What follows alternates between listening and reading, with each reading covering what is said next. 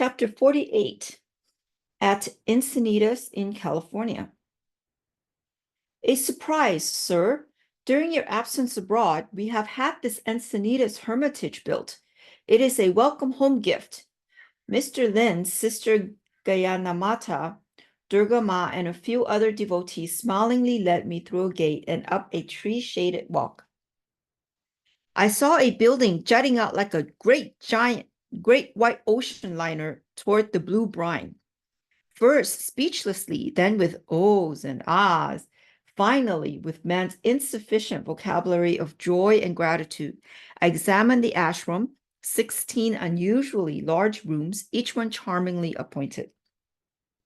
The stately central hall with immense ceiling, high windows, looks out on an altar of grass, ocean, and sky, a symphony in emerald, opal, and sapphire.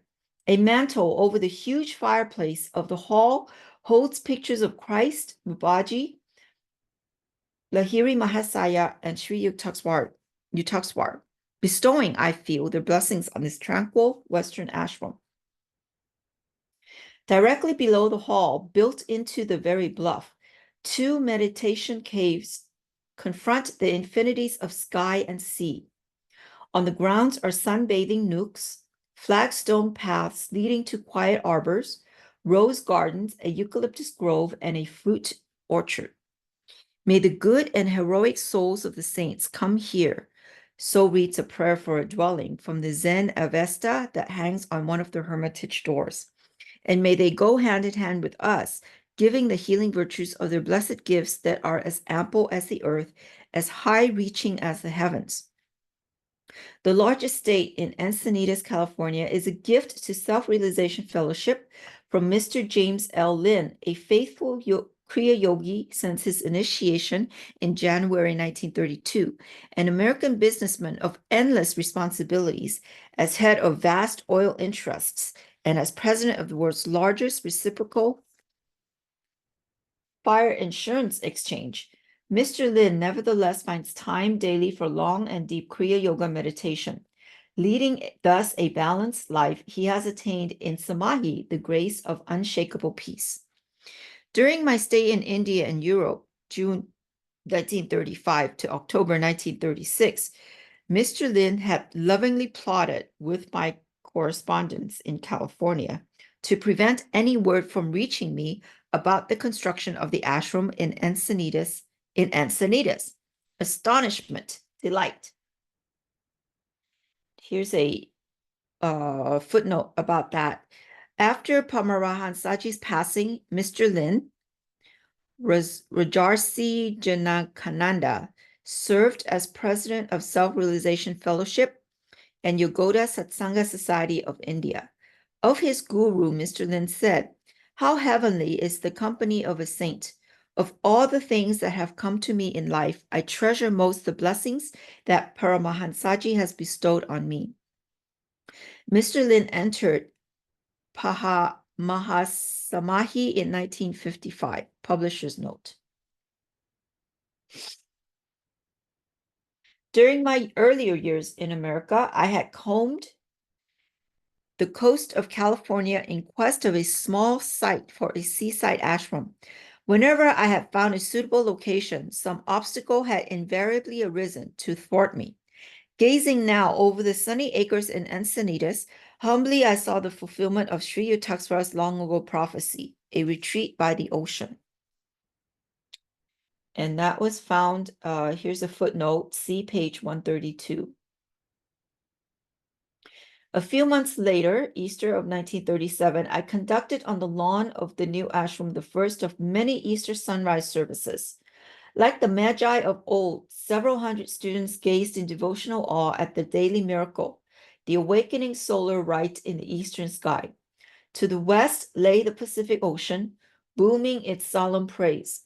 In the distance, a tiny white sailing boat and a lonely flight of a seagull. Christ, thou art risen. Not with the vernal sun alone, but in the Spirit's eternal dawn. Many happy months went by in the Encinitas setting of the perfect beauty. I completed a long projected work, Cosmic Chants.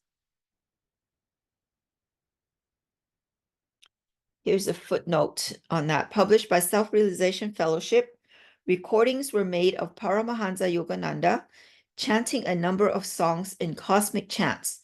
These are also available from Self-Realization Fellowship, publisher's note. I gave English words and Western musical notation to many Indian songs. Included were Shankara's chant, No Birth, No Death, the Sanskrit hymn to Brahma, Tagore's Who is in My Temple, and a number of my compositions. I will be thine always, in the land beyond my dreams. I give you my soul call. Come, listen to my soul song, and in the temple of silence.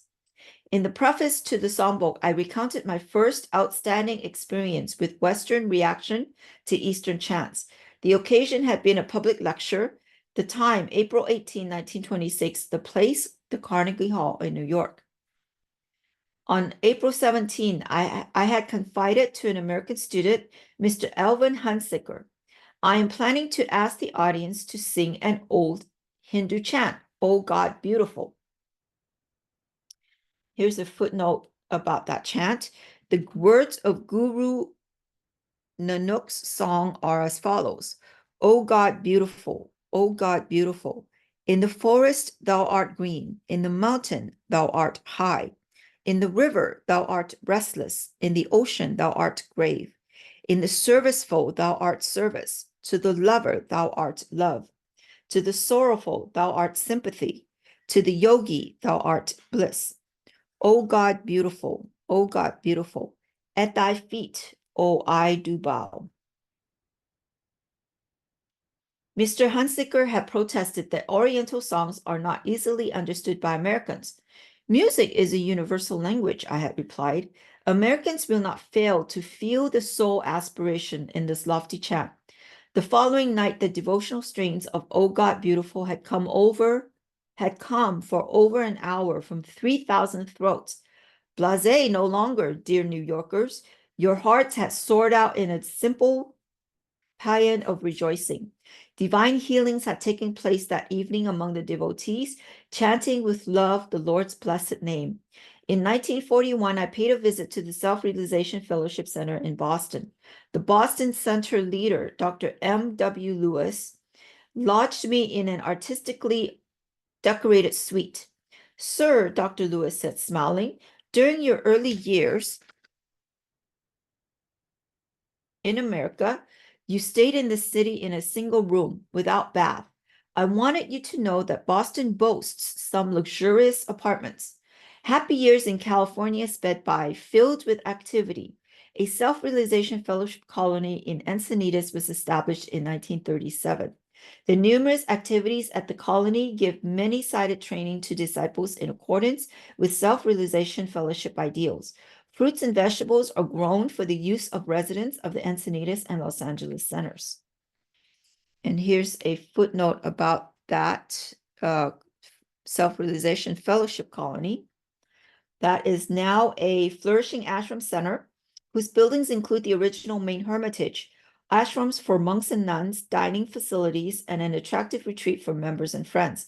A series of white pillars facing the highway side of the spacious grounds are crowned with lotuses of gold-leafed metal. In Indian art, the lotus is a symbol of the cosmic consciousness center, Sahasrara in the brain, the thousand-petaled lotus of light.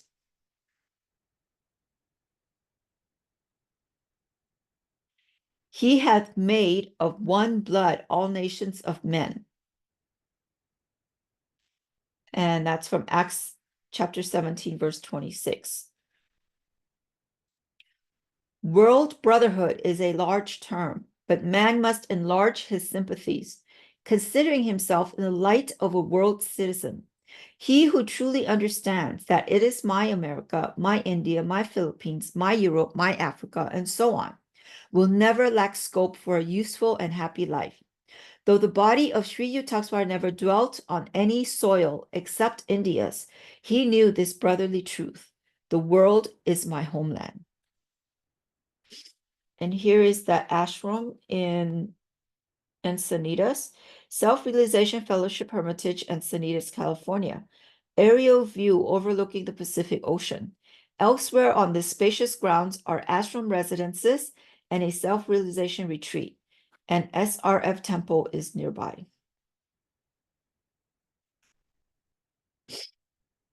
And that's the ocean right there, Pacific Ocean. And that's the ashram covered with trees, lots of trees.